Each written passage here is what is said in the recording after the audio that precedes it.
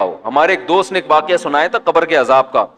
مجھے یقین نہیں تھا، میں نے کہا ایسا نہ ہو ان کے دماغ میں تخیل ہو، تو میں نے اس کی تصدیق کروائی اس علاقے میں، اس گاؤں میں، اور لوگوں کو کال کر کے پوچھی ایسا ہوا، انہوں نے کہا ہاں ایسا ہوا ہے، تو پھر مجھے یقین آیا۔ وہ قبر بار بار نا اس کو نکال کے باہر پھینک دیتی تھی، بندے کو ڈالتے تھے قبر میں، اس نے بہت سے علماء شہید کروائے تھے نالائق نے۔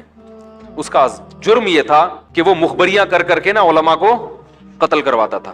اس مخبر کے ساتھ ایسا ہوا اس گاؤں میں، جب اس کو دفنایا ہے تو چلیں اب بات آئی گئی ہے تو پورا واقعہ سنا دوں۔ تو وہ جنہوں نے دفنایا نا،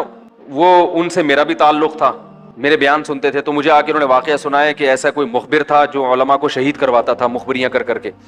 تو جب اس کو دفنایا، کہہ رہے ہیں اس کے والد میرے پاس آئے، ہم لوگ کے پاس آئے، انہوں نے کہا کہ بھائی میں جب صبح جاتا ہوں تو میرے بچے کی جو لاش ہے نا وہ قبر سے باہر پڑی ہوئی ہوتی ہے، تو میں بڑا پریشان ہوں، کیا کروں؟ تو ہم پھر دفن کرتے ہیں تو اچھا قبر بالکل صحیح ہوتی ہے اوپر سے، اور وہ بندہ باہر ہوتا ہے، وہ دوبارہ بند ہو جاتی ہے قبر، تو ہم بڑے پریشان ہیں، کیا کریں؟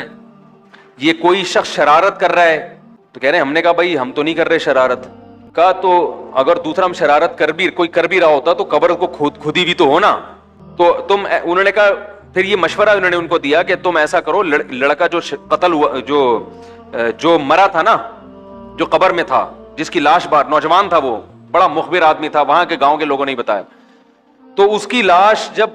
باہر پڑی ہوتی تو باپ اور بھائی کو لوگوں نے مشورہ دیا اس لڑکے کے کہ تم لوگ رات کو قبرستان میں جا کے بیٹھ جاؤ، پہرا دو کہ کون آتا ہے نکال کے جاتا ہے اور قبر کو پیک کر کے چلا جاتا ہے۔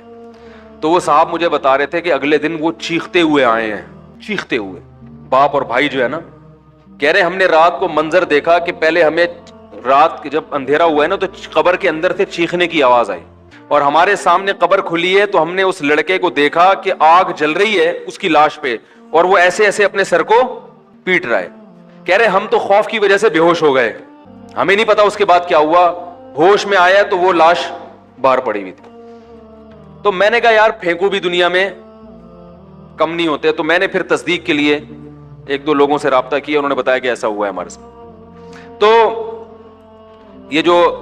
ترکی کا جو تھا نا اتا ترک، وہ مصطفیٰ کمال کو میں اکثر بیچارے کو کمال اتا ترک جو ہے نا،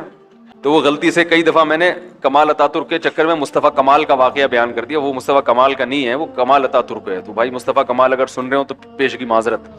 تو کمال اتا ترک کا بھی یہی ہوا ہے، مسلمانوں کا قاتل تھا، علماء کا قاتل تھا، ترکی سے خلافت اسلامیہ کو اس نے ختم کر دیا۔ بہت یہ جو آج جو کچھ دنیا میں ظلم ہو رہا ہے اس سب کی بنیاد رکھنے والا اتا ترک ہے۔ خلافت عثمانیہ ہوتی تو نہ کشمیر کا مسئلہ کھڑا ہوتا، نہ بوسنیا کا مسئلہ کھڑا ہوتا، یہ ساری مصیبتیں جو آئی ہیں مسلمانوں کا جو اتحاد ختم ہوا، تو اس کے ساتھ بھی ایسا ہی ہوا۔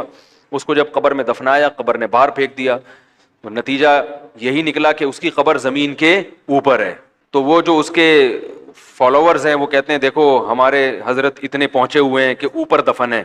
تو جو بوڑھے بوڑھے لوگ ہیں نا ترکی کے، وہ آپ کو بتائیں گے کہ یہ محترم کو زمین نے قبول نہیں کیا، نکال کے باہر۔ تو بعض دفعہ قبر خود بتا دیتی ہے، بعض دفعہ